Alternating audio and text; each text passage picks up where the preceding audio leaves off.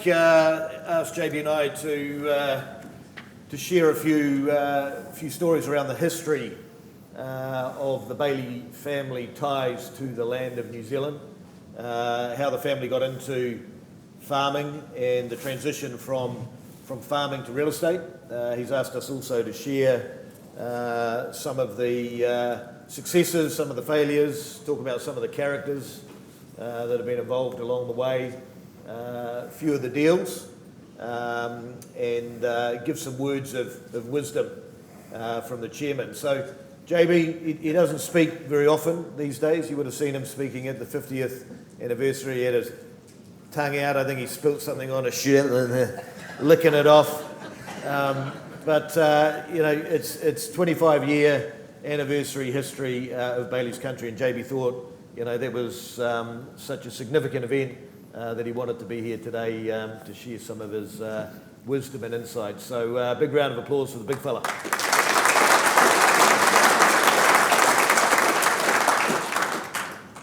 Anything you'd like to say, mate? Or?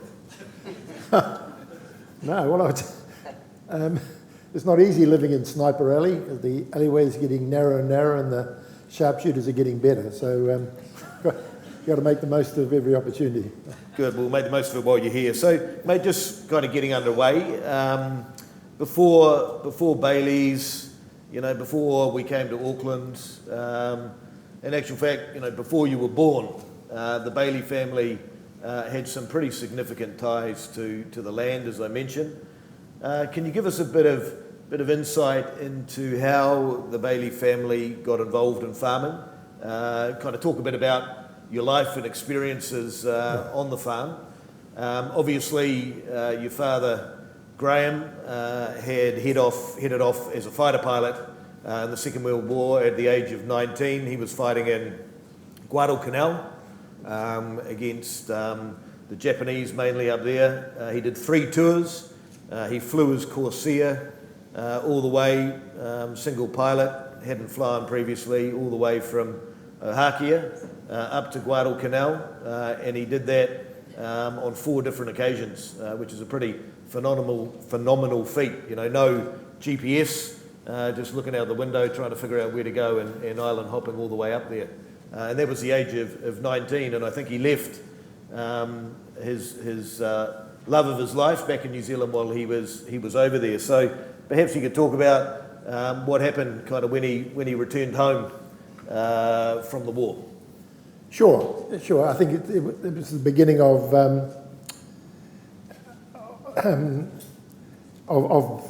the family rural scene. My father had been, as Mike said, in the war. He met Pam during the war, my mother. She had lost a brother in Egypt during the war, her only brother. And I think when they came back after the war and got married, they just wanted to find a different world than they'd been living in.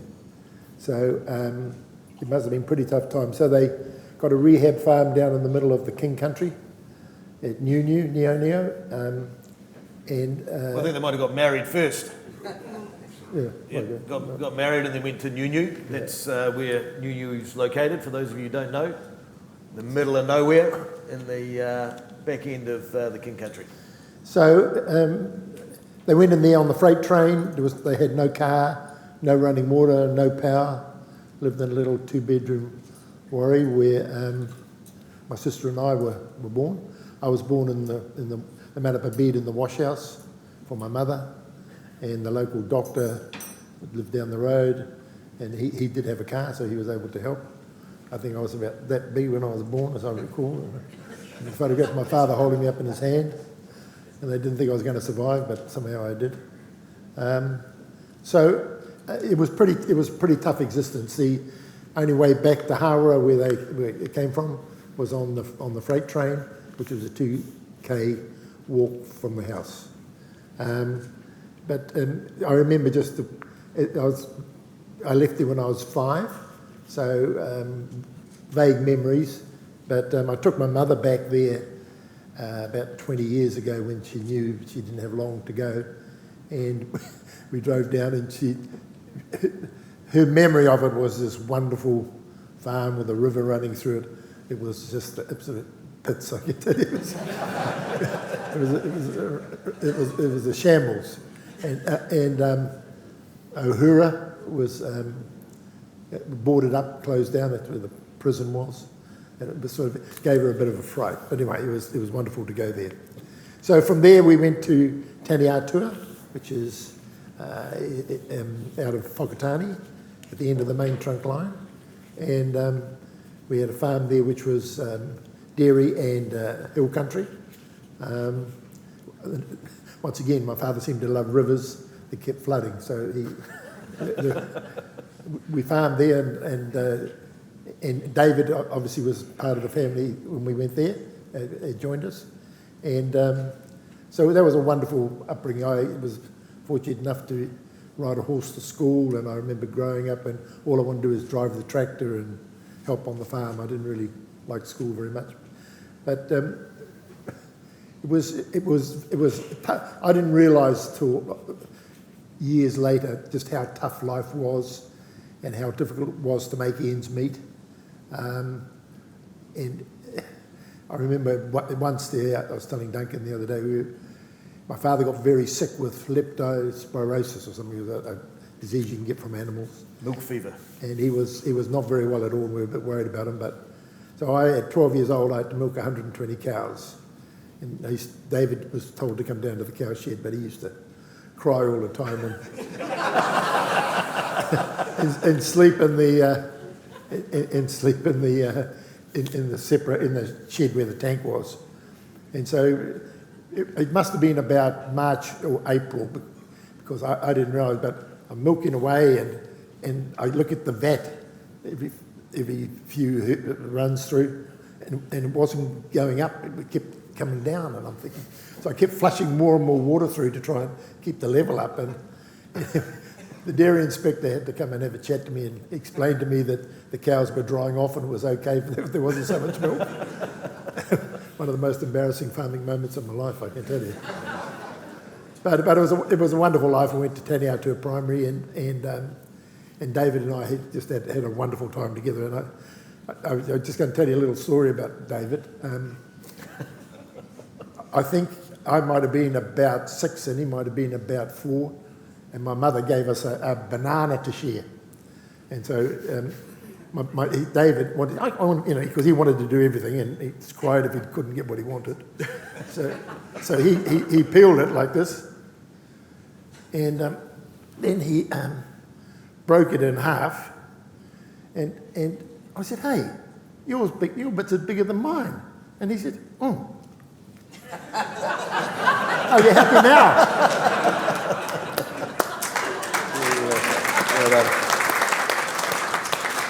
I should have learnt my lesson from that, because 20 years later I asked him to be my partner in real estate, and it hasn't changed much. But but he's been a wonderful partner, and I've been very lucky. From there, at the time I didn't know it, but I was fortunate enough to get a scholarship, and a maiden aunt paid for me to go to King's. My parents could never have done it, but I didn't know that at the time. So I went to King's College from 1961 in December. I rode a horse to school in bare feet, and I didn't mind putting my feet in the cow manure to keep them warm, because and we had a horse paddock at school, not a bike shed. Most young kids, their first sort of sexual contact is in the bike shed. Mine was in the horse paddock. Okay, moving on. And from Taniatua, JB, you then moved to Wharewhara? Yeah, correct. I went to King's, and I was just, to finish my story, you rudely interrupted me. Oh, sorry. From never wearing shoes and riding a horse to school, I'm sitting on the end of a bed in a dormitory with 14 other boys I'd never met before, wearing second-hand black shoes and trying to put a studded collar on to go for dinner at night. And the hell of a contrast. I think I only just made the first 3 months of it, and then I loved it, and it sort of, being there and exposed to that sort of world changed my life. So it was a big part of my growing up. Yeah, and then we went to Wada Wada, and once again I think my father had to sell the farm. I didn't realise at the time, and we bought about 80 acres just out of Wada Wada market garden, and I went off to Lincoln thinking I was going to be a farmer. I don't know why I thought that, but I did. And when and that was fine, went to finished Lincoln. My father was struggling away on the farm, growing lettuces and beans and whatever, and trying to sell them in the market, make ends meet. And so I decided I needed some money. So I left Lincoln after 2 years and went and worked up in the mines in northwestern Australia. And it was a 1 year commitment I gave myself. Can you tell us how you lost that job? No, I don't. No, do you really want me to tell you? Yeah, well, why not? So I decided if I'm going to go there, I'll get the best paying job there is. And that was being a driller on the face of the quarry and being the powder monkey and blowing up the quarry so it fell into the face so they could pick up the iron ore. And it was fine. And to make extra money, you'd finish your shift, go and have dinner, and then go back and fill the iron ore ships. And there was a railway, your conveyor belt on a railway line. And I'm sitting on there, and it's about 2 in the morning, and I'm thinking, I need to go to the bathroom. And it was, okay, I'll just fill this new hole, because you had to go along the ship and then go to one end and the other, because otherwise you'd break the ship. So I went to the bathroom and I fell asleep on the seat. Next thing I hear these sirens going, and my legs had cramped up, and by sitting on the seat I couldn't walk. So I had to crawl along to try and stop the conveyor belt to stop the ship from sinking, and nearly they asked me to leave after that. So yeah. And JB, I think you might have missed one farm that you owned. You also owned a goat farm, I think. Do you want to just sort of tell us about what happened on the goat farm? Oh, not really, but we've always had this farming in us. So David and I and Chris decided we'd buy a farm out at Clevedon, and we moved a house onto it, and we were going to breed goats. And in those days, for those who remember, there were huge tax advantages and incentives to breed things and do stupid things, make movies. We made a movie once and we paid a lot of money for it. And we found out it never got made. It was just. But you got huge tax incentives for doing it. It's crazy times. Anyway, we got this goat, and we decided we're going to have the best stud goat farm in the country. So Chris went to Melbourne and bought a goat, a stud, for $50,000, as I recall. Brought it home, and he got struck by lightning and died. So the insurance wouldn't pay out, so we had to take them to court. And I'll never forget Chris ringing me from the steps of the Hamilton courthouse. The insurance company paid out. So then we said, we're out of goats. We sold the farm, and that was our farming experience. So, mate, talk to us about the transition from farming into real estate, and perhaps start with Graham, and he was the first in the family to get into real estate, and kind of how that happened and how you followed. Well, when I was away in Australia, my father had sold the farm. I think he still owed money, and he got into real estate at Matthews and Hyde. And I came back with a bundle of cash, was able to help myself, bought a house, and I had a sharing contract in the UK to go and shear sheep. And my father was selling real estate, and I thought, oh, geez, what am I going to do about farming?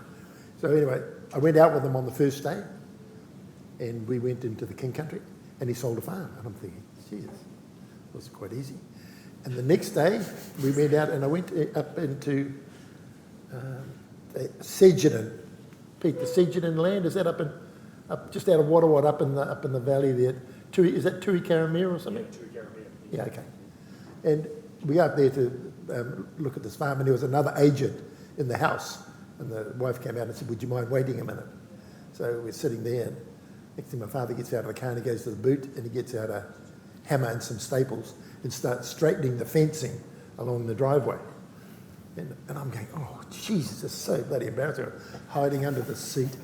And the farmer came out and said to Graham, what are you doing? And Graham said, well, if I'm going to get you a premium for this farm, I'm going to have to make it look good. And that when it dwelled on me that he was really a salesman, he wasn't a farmer. And so I thought, there's no way I'm shearing sheep, mate. I'm selling real estate.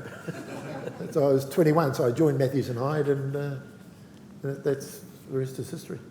And can you remember your first deal, your first commission, and what you spent it on? Well, Bayley started in 1973, and it took me about 4 months to sell a property for, I think the commission was about $3,000 or something. Yeah, maybe $200,000 in Manurewa for a guy, Rex Bloomfield. And we sold the farm and got paid, and I went out and bought in Hamilton, where I'd worked in real estate, I had a Chrysler, a two-door Chrysler.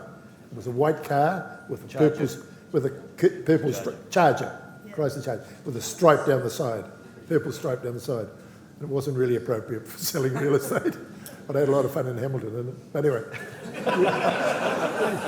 so I went out and bought a Mercedes second-hand from Colin Giltrap, and I'll never forget. I was embarrassed to have this car. So I hid it around the back, and then Bob pulled up, Bob Wickham, from a guy from the King Country who was farming there, and wanted to buy commercial real estate. So he had a Mercedes. So then I was able to park my Mercedes out the front beside his. So I got away with it. Yeah. So JB, in 1973, you and your parents, Pam and Graham, decided to make the move to Auckland to establish Bayleys. And DB, I think you came along about 12 months later up to Auckland. There were the four of you in the business.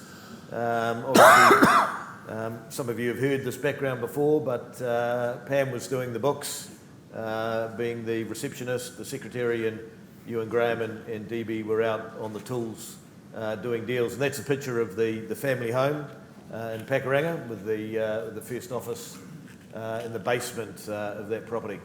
And I think in that first year, the company completed about 32,000 in gross commission, which probably in those days wasn't too bad. You know, the company's progressed incredibly over the last 50 years. You know, now completing circa 14,000 in transactions, 12 or 13 billion in transaction value, and employing 2,500 people around the country out of 100 odd offices. It's an incredible success story. But can you tell the team 25 years ago, how did you get into the rural market? How did you establish Bayleys Country? What was the motivation behind that? And can you recall some of the characters who worked alongside you to establish that part of the business? Sure. We're just backing up, because we had a rural background, because we've been in the Waikato, we were selling the odd farm, but it was never a business unit within Bayleys Real Estate. But we had, prior to 87 crash, we were really agents driving purchasers around trying to steal properties off vendors. We didn't have any marketing. We were acting for purchasers really. And then the crash came, and our vendors were bankers and receivers and accountants, and we had to tidy our act, and they demanded reports, they demanded marketing. There were no buyers, we had to go offshore to find them. And so the portfolios came up around the country, which is TAB, AMP, State Insurance, Fletcher Challenge.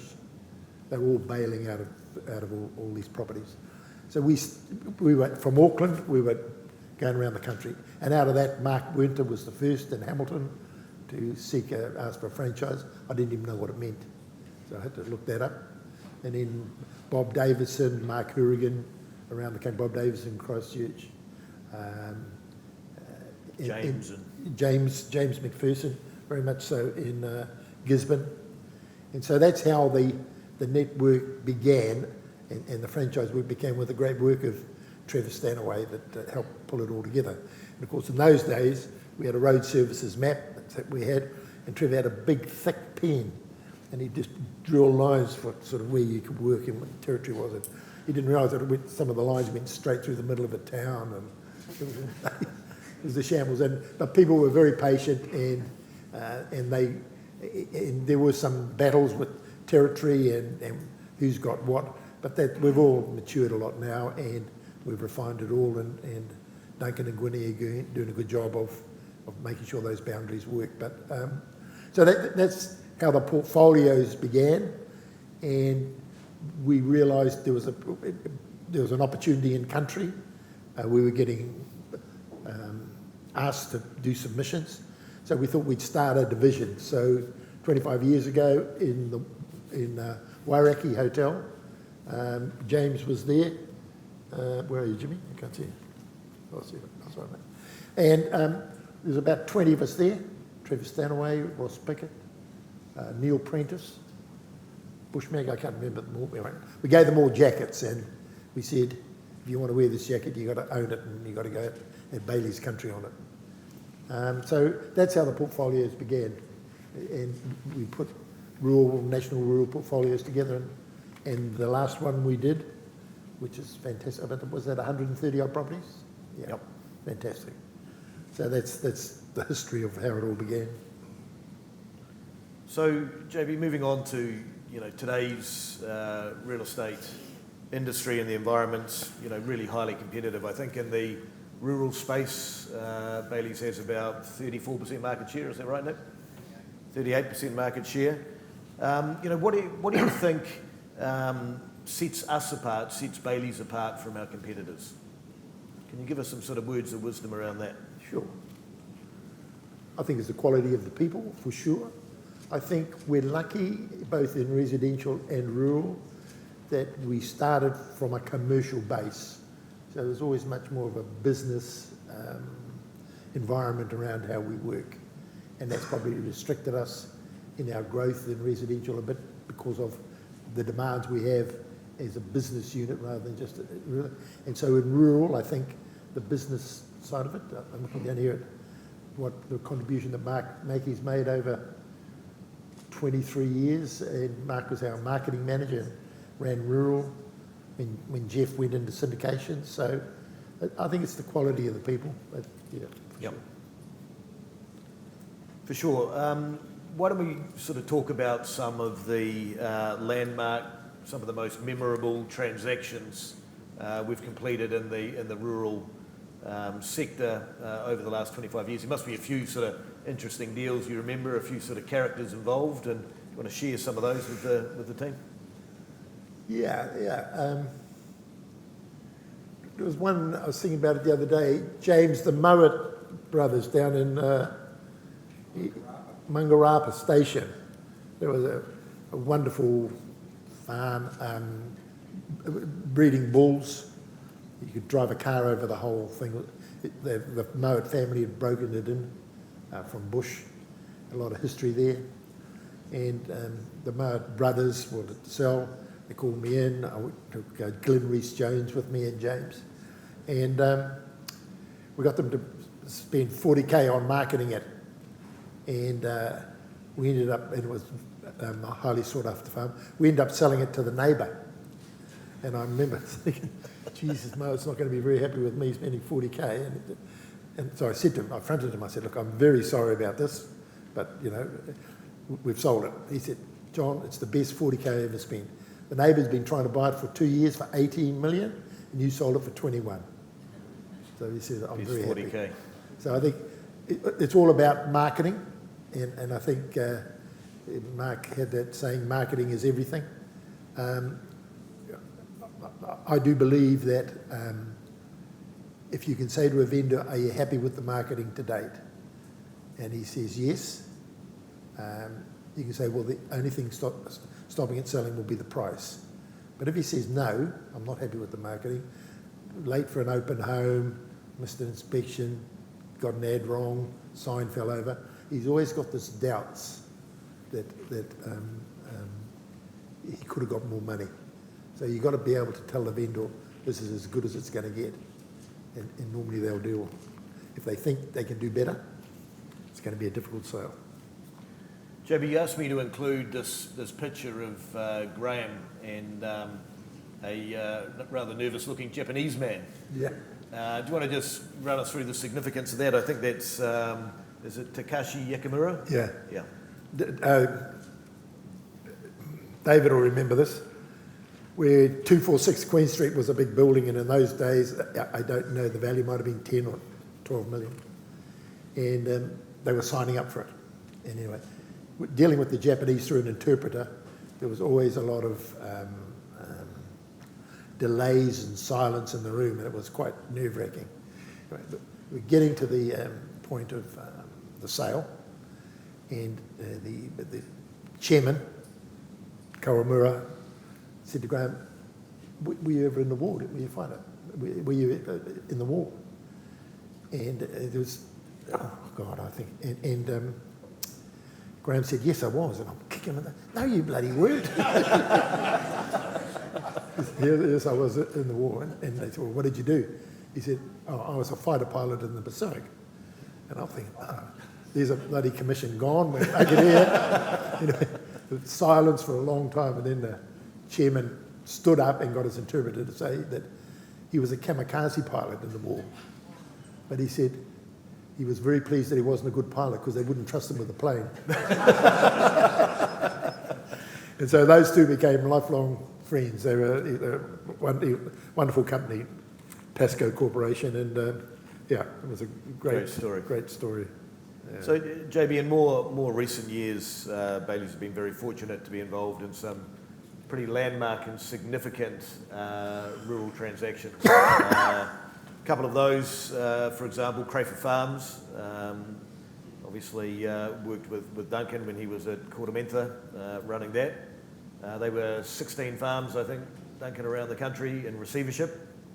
And we ended up selling them to a Chinese guy out of Shanghai, Chemin Jiang, for a couple of $100 million plus some stock and plant and other bits and pieces. Then there was Lochinvar station where the same Chinaman made an offer to try and buy that. He was turned down by the Overseas Investment Office, and we ended up selling it to the Spencer family. The point being, both of those transactions, if you recall, were quite a catalyst for change in the OAO regime and the openness and willingness of the New Zealand government and indeed the public to accept foreign ownership into farmland. Obviously, we've got a new coalition government, and for those of you who aren't aware, JB's been pretty heavily involved with a couple of those parties, single-handedly holding Winston's hand through the campaign. But JB, without going into too much detail, I think the team would be really interested to understand what we're trying to do behind the scenes to streamline that OAO application process, particularly as it relates to residential property, but also the flow-on effect into commercial and rural. So perhaps you could share a couple of your insights and a couple of recent meetings you've had and how we're kind of progressing that. Wow. Okay. You don't need to tell us who you voted for, mate. We all know. We all know. No, you don't know. No, don't worry about that. I think, just to put a perspective on it, I think and thought, and still do, that the government needed Winston, even though he couldn't, there was a rumour and thoughts, and rightly so by a lot of people, he couldn't be trusted.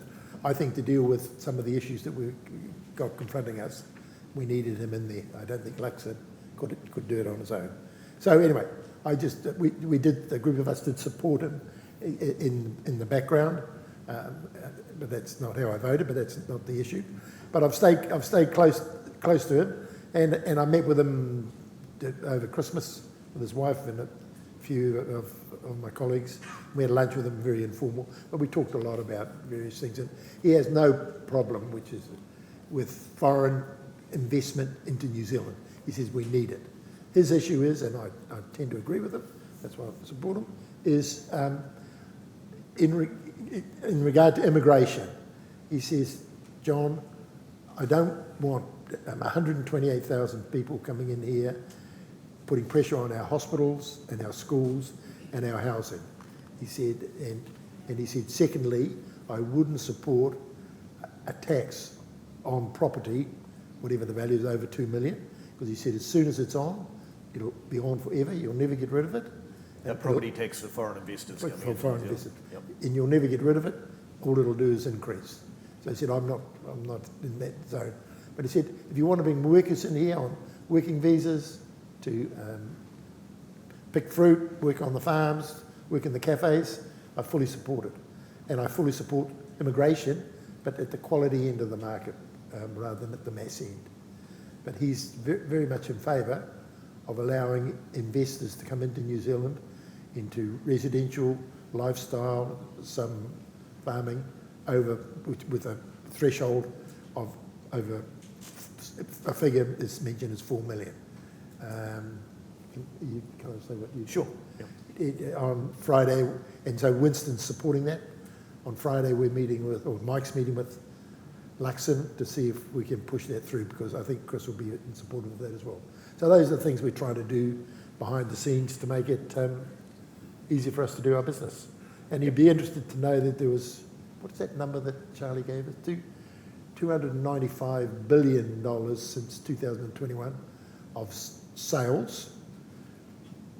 2% of that is over 4 million, and 1% of that is over 5 million. That's minimal what we're talking about. So there's a real push from us to try and streamline that OAO application process to get some certainty for purchasers. So they look at New Zealand as a more open environment. They're currently looking at it as a very closed environment, as we all know. So we're doing a lot of work in the background at that very top level to help the team and to bring some foreign capital into the country as well. So perhaps, JB, kind of wrapping up a little bit, I noticed yesterday in the leaders' conference that there was a lot of chat about the development of technology, AI, ChatGPT, social media, making our lives faster and a hell of a lot more complicated. So putting all that aside, what are the fundamentals outside of all of that technology that sets an average agent apart, or a great agent apart from an average agent, in your view? In my view, well, firstly, it's hard work, but more importantly, it's about empathy. It's about knowing your vendor and understanding them, and knowing the husband and the wife and the children and what their interests are, and really taking a real interest in them. And no IT or technology is going to do that for you. You've got to do it yourself. And so the more interested you are in your vendor, the easier it's going to be to deal with them. So I think putting a lot of time into your vendor is absolutely fundamental, and that hasn't changed in 25 years, in my opinion. Thank you, mate. I think we've got a couple of questions from the floor. Who's this fella? Anyone know who that is? A very young James. James, you had a story to tell, or a question you wanted to pose to the boss? Is this the mic? Lots of stories to tell about JB, but really, JB, thank you. We've only had about one argument, haven't we? Really, and the thing is that JB's got a great trick, and I've picked it up with these young ones. Just walk away if they start arguing anywhere if they're not listening, or hang up the phone. Hey, JB, that's what he does. But it's quite a few stories. Remember way back, and having Rolly beside me here is very pertinent. Way back when I started with Bayleys, I always wanted to be with them because you'd come up to Auckland a lot in those days, and this landscape was predominantly real estate agents, at least the stock agents, and the real estate agents within stock agencies were broken down, pretty tired, young or old, some of them. So it wasn't hard to break in so much, although we worked. But John, you'd come anywhere. I remember going up Bushy Knoll Road there we were listing Waiangala for the Egan family, got Greenlee Meats and whatnot, winding up there, and he's going, where the hell are you taking me, McPherson? Where are we going? Nobody's going to buy this. Well, we did. We sold about 3,000 hectares up to the Dicky and the Hollyoaks, but no more sheep to shear, though. It was about 40,000 stock units in one swoop. But look, John would come anywhere, and the only thing is if you had him in your car, he'd just hog your car phone. But it was good listening to him, and I learnt a lot. But John, sort of positive, looking forward, because I know you're always, you're a great analytical mind. I always love your where you see things at, and we've given you a hard time about Winston, so we won't touch on him anymore. But is that, where do you see the opportunities now? You know, back 25 years ago, as I say, it was stock agencies and they weren't focused on real estate. But where do you see the opportunities, you know, with all your IT knowledge and AI knowledge and that? But you'll be seeing where our opportunities are going forward. It's good. I mean, it's been a challenge for farmers, compliance and environment and everything else, real challenge. I think, I don't mean to be critical, but a lot of it's brought on by themselves because they didn't address the issues at the time that they needed to. I think the opportunity in the agri sector is at the quality end of the market. I don't think environmentally we can push too much harder. So I think it's at the quality end. But I think more sustainable farming is going to be important.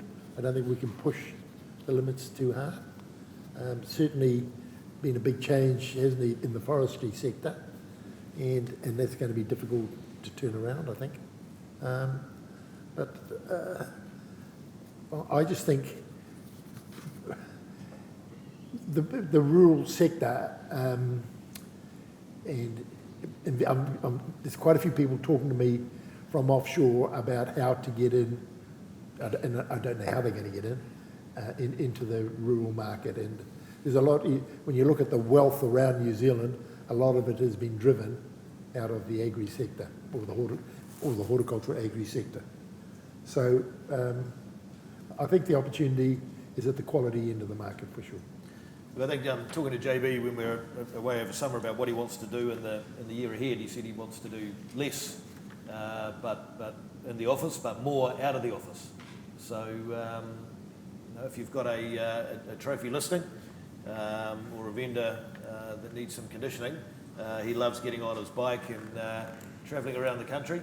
You have to pay for his food and booze, which won't be cheap, but he loves doing that. And to be able to, as James just said, to be able to rock up with JB, who's got a fair bit of knowledge in that rural space, to meet with your clients, he's going to love to do that. So don't be afraid to stick up your hand and ask for him to do that over the coming months. So, Macca, Duncan, you had something you wanted to share? Maybe just stand up and yell it out because we're running short on time.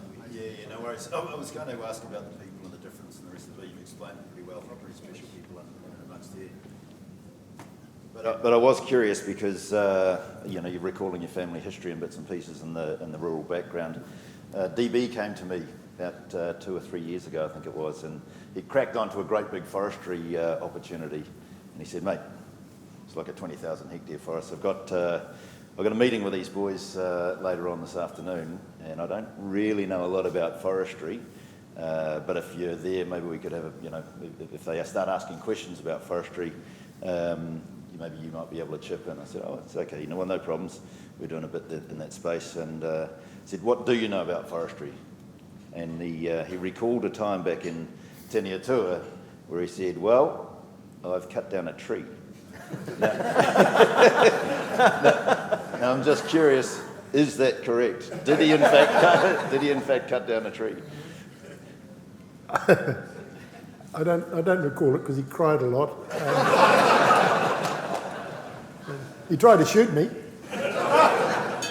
Yeah, DB, you had a question about, you wanted to ask JB, you've been wanting to ask for about 20 years, 30 years maybe. Yeah, something that's always been making me laugh about 10 yards ago. I'm sure you'll remember this clearly, but in Teniatua, I think you were about 8 and I must have been about 5 because you're a lot older than me. And I remember, I think you got a gun, a slug gun, for Christmas or something, and I said, "Mate, I want that gun." And you said no. Anyway, I ended up getting the gun, and I was so pissed off with you, you came around the corner and I shot you. And it's actually a true story, and I've always sort of worried about it, whether you've forgiven me or not. Well, the answer is no, I bloody haven't. Hey, were there any other final questions? Yeah, I got one. John, what was the logic in starting the country magazine? Well, we'd learned from the portfolios of AMP and TAB, etc., and we'd started residential and CNI, the total property, and we knew that bringing together a group of properties attracted a lot of national and international attention, and I mean to that end, we put portfolios together. When did we first go to? JB, the first one was in 1992, and you had 12 properties that was driven by Mark Winter, I think, and you put them all up for sale on the same week or the same day. Yeah. And all the other competitors thought you were mad and that you'd fail. Yeah. And that was the catalyst for Country. It was a great success, and it grew out of that. Yeah. Yeah. So it was the portfolios and effective marketing. We could make a dollar go a lot much further for a vendor, and it created a lot of interest. Yeah. Thanks, Carl. Anything else, team? Well, thank you, JB. Big round of applause for JB.